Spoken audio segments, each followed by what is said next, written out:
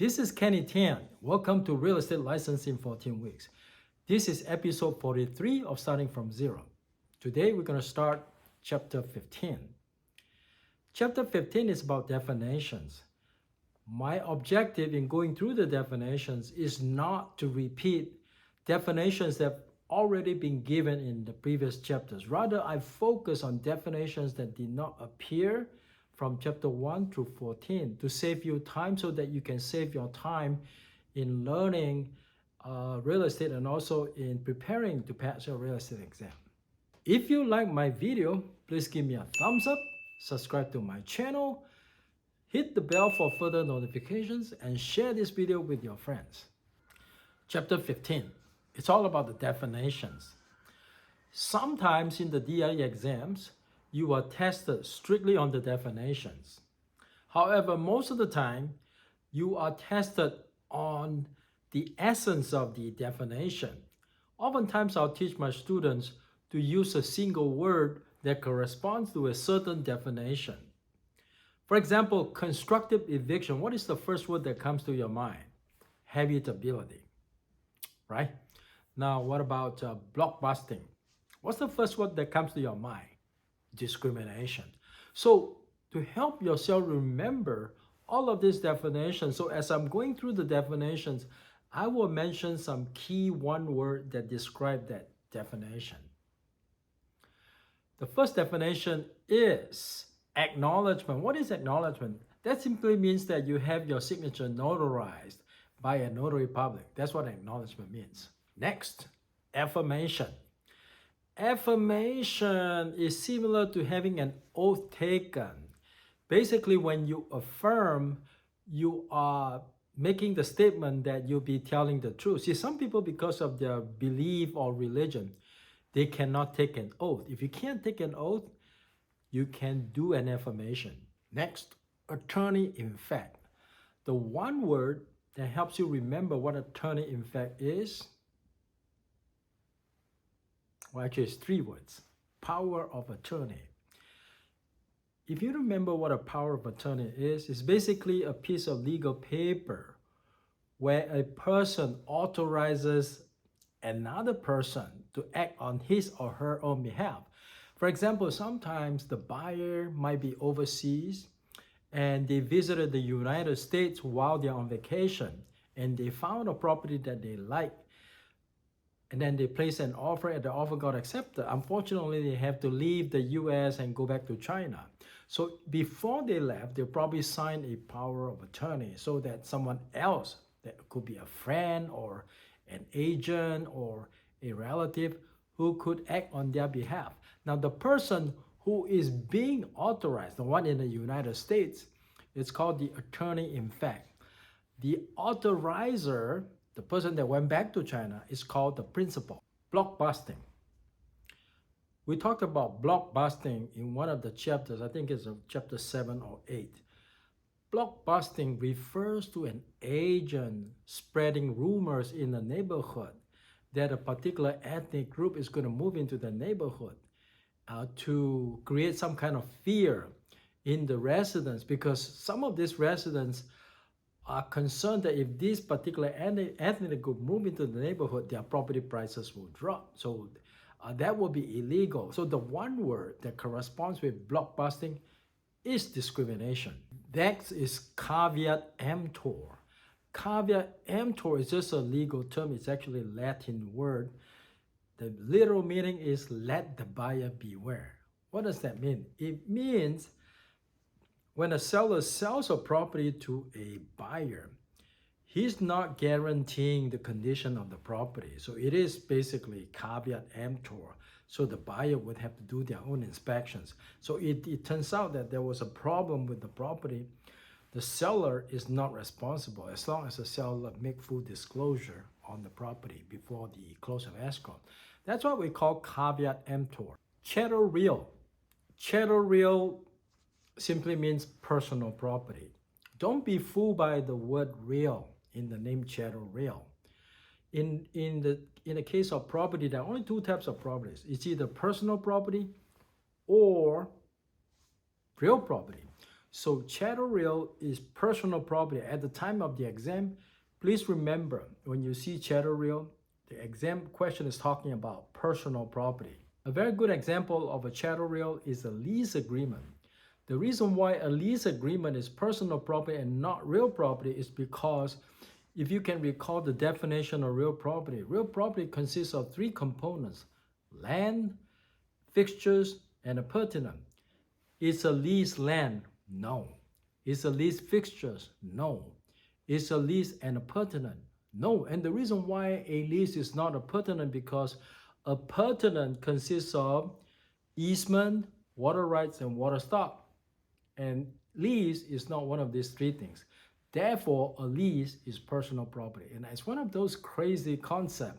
That's why a lot of people, students got this wrong because they got fooled by the word lease. Lease is not considered to be real property, but it's one of those crazy questions. But you just have to remember the answer.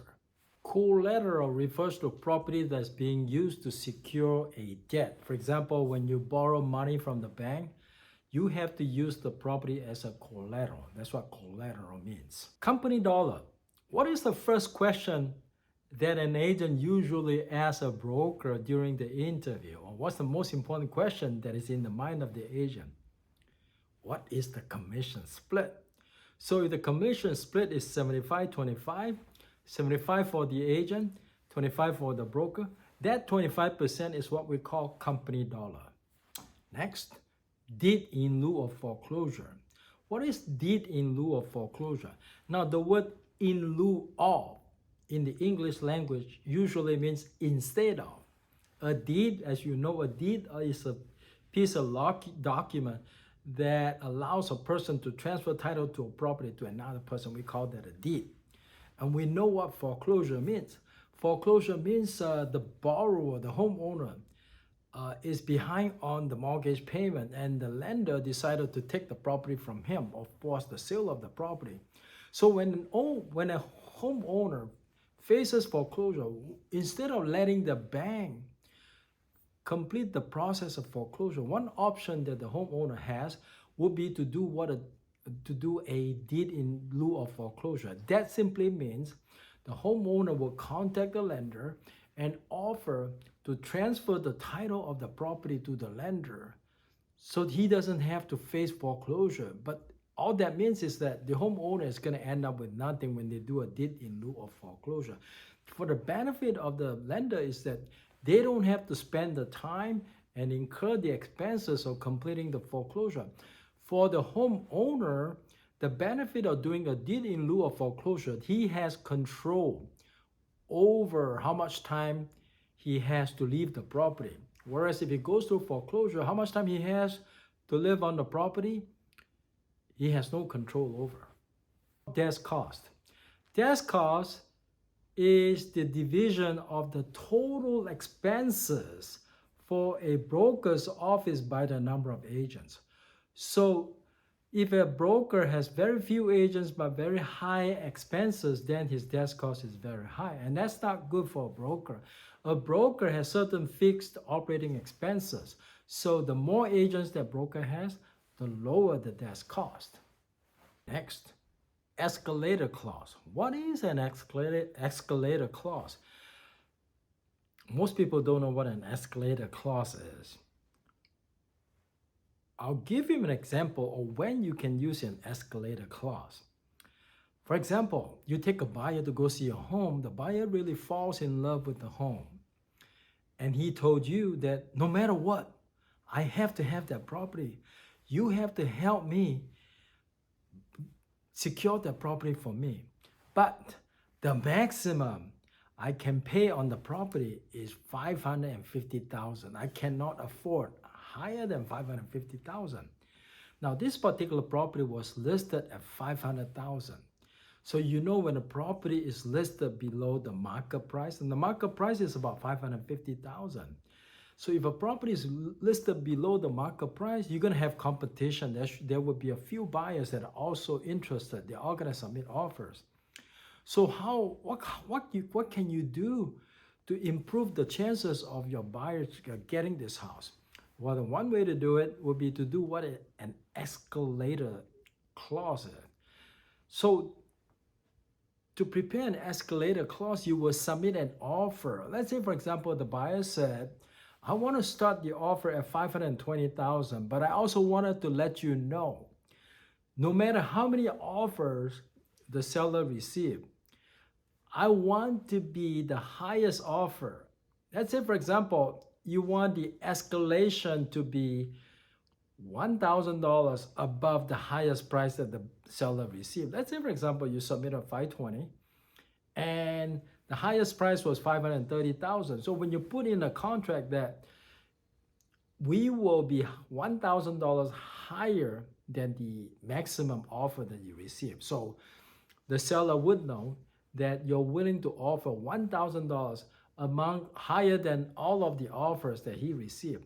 And also in the offer, the agent will usually put in a maximum. So you can put down, my offer is $520,000, subject to an increase of $1,000 over the highest bid the seller received, up to a maximum of $550,000.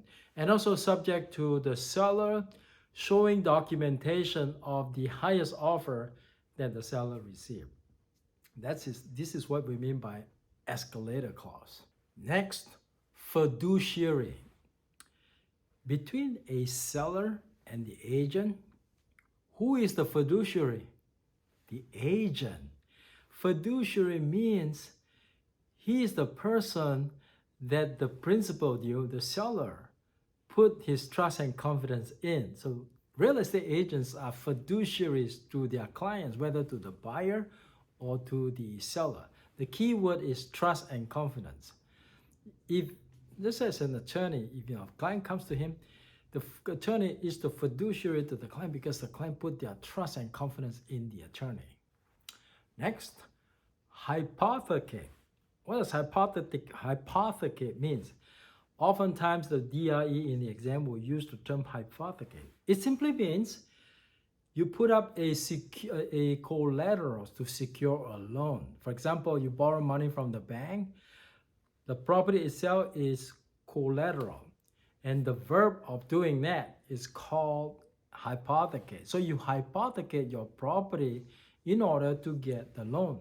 Injunction. Injunction is simply a court order to prevent somebody from doing something. Let's say, for example, your next door, he likes to burn trash in his backyard. And that is not only dangerous, but it's also harmful to the health. You want to put a stop to that. So you will go to court and get an injunction. Next, interpleader. What is an interpleader? Well, an interpleader is just a type of court action.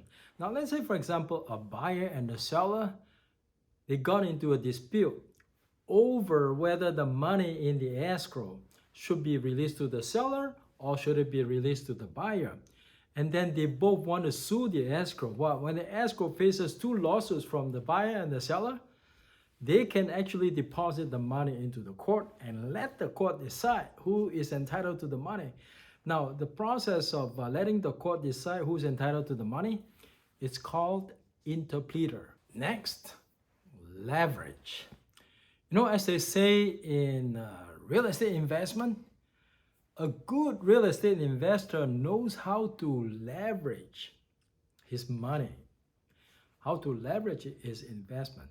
See, if you have an opportunity to invest in real estate, do you want to buy cash or do you want to get a loan from the bank and save the rest of the money to do more investment? If you only have so much money and you put the entire amount of money in a property, that's not good leverage. A good leverage means that for each investment that you do, you use someone else's money. For example, you might put down 20% and 80%, it's a loan, okay? So you use the bank's money to help you leverage the investment. That's one thing. Another way of leveraging would be, for example, if you invest in a property and you sell it, now instead of paying capital gain taxes after the sale, 1031 exchange law allows you to use whatever proceeds from the sale to reinvest into the next property. The benefit of that is that you don't have to pay taxes. So by doing a 1031 exchange, you are actually leveraging. Well, whose money are you using for investment when you do a 1031 exchange? You're using Uncle Sam, the government's money. And that's also another form of leveraging. Liquidity. The best way to illustrate liquidity is to give you an example. Liquidity, it means the ease with which you can convert your asset to pay a mature debt. Now, if a person's asset is all tied up in real estate, let's say, for example, a person owns $10 million in real estate. He only has $300 in his bank account. Is this person liquid or non-liquid? The answer is non-liquid because it takes time to convert this real estate into cash versus somebody who's extremely liquid. He has a lot of money stacked up in the bank account. So anytime that he needs to pay a debt, he can immediately take the cash in the bank and pay somebody. Whereas somebody who only has real estate as an asset, it's not very liquid. So one, a lot of cash in the bank, high liquidity. Very little cash in the bank, low liquidity. Moratorium. Moratorium in real estate sense simply means there is a temporary suspension of the right for a certain type of building. Now let's say a local government wants to put a moratorium on the construction of, let's say, apartment complex. Even though the building code allows a person to build apartment complex based on the building code, but because the government has a temporary moratorium on it, so there is a temporary suspension of the right to make certain, to have certain type of development. Participation loan. What kind of loan is participation loan? It is a special type of loan where the lender wants to participate in the project. In other words, as a condition to loaning the money to the developer or to the borrower, the lender requires that the borrower let the lender become a partner to the development project. That is why it is called a participation loan. Party wall. Party wall refers to a wall on the property line between two adjacent parties that belong to two different owners. Puffing is an exaggeration of a property that does not rise to the level of misrepresentation. I'll give you an example of puffing. This is the most beautiful house in the world. And we probably know that is probably not true, but we just laugh it off and don't think that it's a misrepresentation or fraud. Okay, that's what puffing means. Puffing is legal in California. Redlining, it refers to a lending policy that is illegal in California. Redlining occurs when the lender chooses not to go into a community based on discriminatory reasons. That's what redlining means. Topography, it is the nature of the surface of the land, such as is it level, rolling, or is it mountainous? Turnkey project. A turnkey project refers to a new residential project for which construction has been completed and it is now for occupying. In other words, if you buy this property, there's nothing else you need to do. As soon as escrow closes, you get the key, you will be able to unlock the door and move in there. That's what a turnkey project is. This is the end of episode 43 of Starting From Zero. See you next time.